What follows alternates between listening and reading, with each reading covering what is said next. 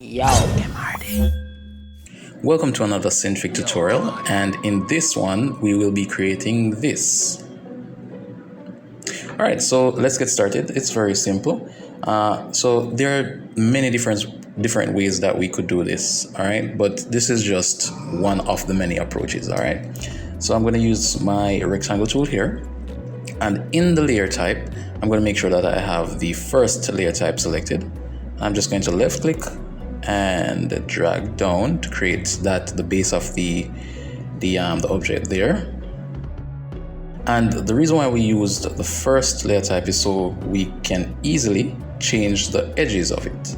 So here we have the bevel property. So let me change that to maybe 0.5. That's way too much. So I'm going to try 0.2. And that is looking okay to me. The next thing I'm going to do is put this in a group, and I am going to I want this to have an outline. But notice when you use the first layer property, if you right click, there's no add border option or anything like that. What I'm going to do is I'm going to duplicate this, and I am going to scale this one down. So I'm going to use my scale tool here. Just scale it down a bit, like maybe there. And if we go into the blend method and we click on, I forgot which one of these we click on, but let's experiment a bit. I think let's try alpha over. Okay, so it's alpha over, and yeah, so we have our border now, and I'm just going to adjust this, like bring it down a bit, like so. Right, you can always go in and adjust what you have. And again, there are more than one ways that you could do this. This is just the way that I've chosen to do it. Let me just move that over a bit to the left, like so. There we have our rectangle. I think I'm just gonna move this down a bit again. All right, yeah, ready. Okay, so I'm gonna add another rectangle, but this time I'm going to be, I'm gonna stick with this one, and I'm going to just add it to the top of this here, like so. And if you want to round it out, you can go in and round out the edges, but I'm going to leave it just like that. I'm going to move it over just a bit. The next step is to get the I guess the green liquid to flow up, and that's very easy. There are tons of different ways that you could do this. Let's see which one of the ways that I'm going to go with. I mean, we could use masking, we could just animate a shape moving up and down.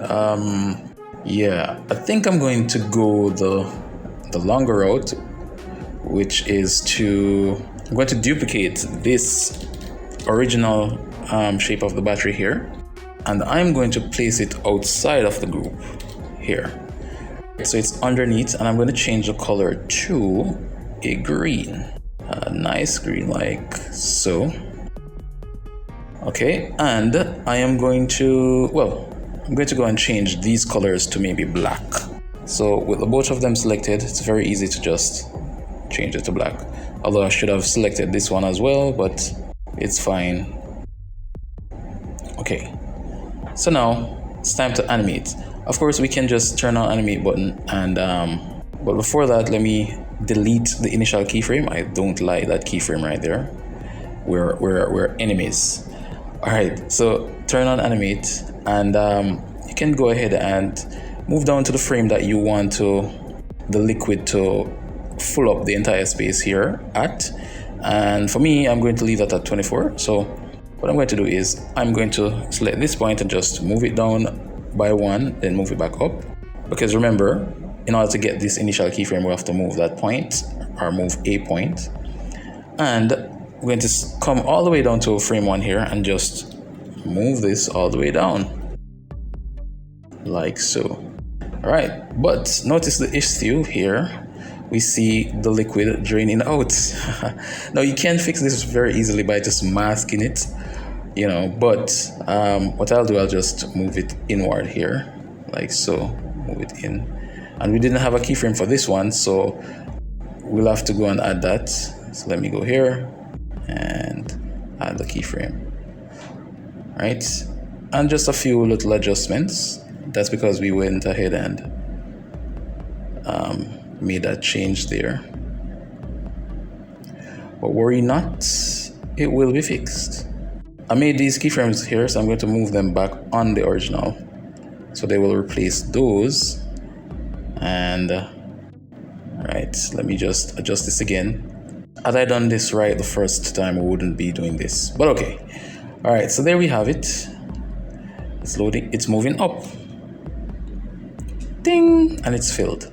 Now you could apply some sound effects to this and it will be complete. Now we could have used like the spline tool and did something like, you know, like a wave, and then it would wave back and forth going up.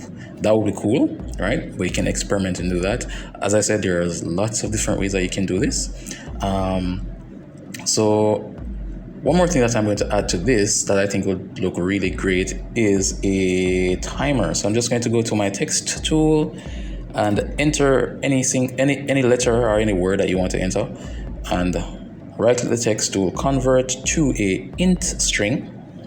I'm going to move this over onto this here, and just so that we can see it, I'm going to change this to black. I was thinking white, but you know, I'm going to stick to black. And a keyframe is added because I had keyframe turned on, but let me turn that off. Well, actually, let me leave it on and I'm going to animate the number. So from frame 1 here, we'll be at 0, and we know that it stops at frame 24.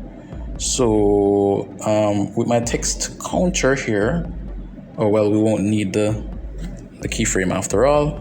So let me delete that and come back into the text property here, and where it says integer, I'm just going to go back to frame 1, and I'm just going to change the value just so we can get a keyframe and then change it back to 0. Then go all the way down to 24 and change this to 100. Okay, so if we should play it, bing. All right, so that is a cool little battery, however you want to pronounce it, animation.